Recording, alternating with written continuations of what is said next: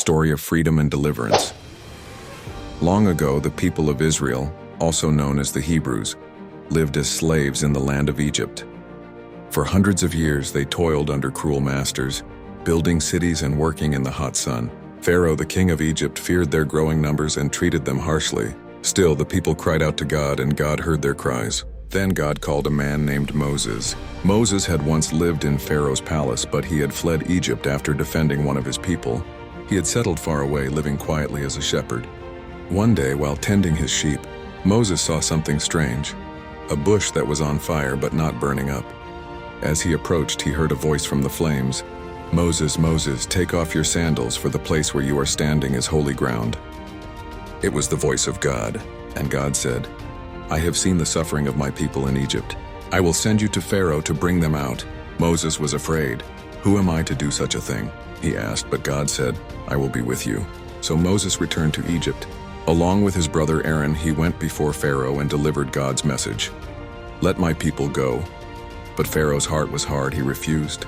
And so God sent 10 plagues upon Egypt, terrible signs to show his power and force Pharaoh to let the Hebrews go.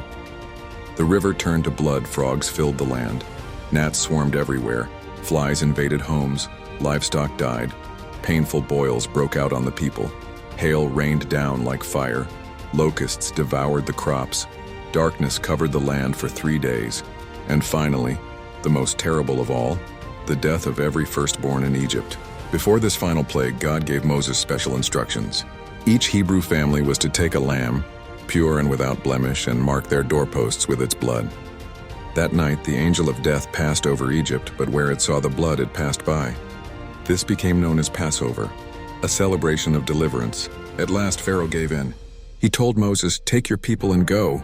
The Israelites left Egypt in a great hurry. There were thousands of them, men, women, and children, and they carried their belongings on their backs. God led them through the wilderness by a pillar of cloud by day and a pillar of fire by night. But Pharaoh changed his mind. He gathered his army and chased after them. The Israelites came to the edge of the Red Sea, with the Egyptians behind them and nowhere to go.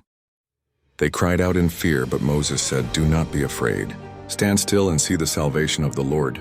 Then Moses stretched out his staff over the sea, and God parted the waters. A path opened through the sea, and the people walked across on dry ground.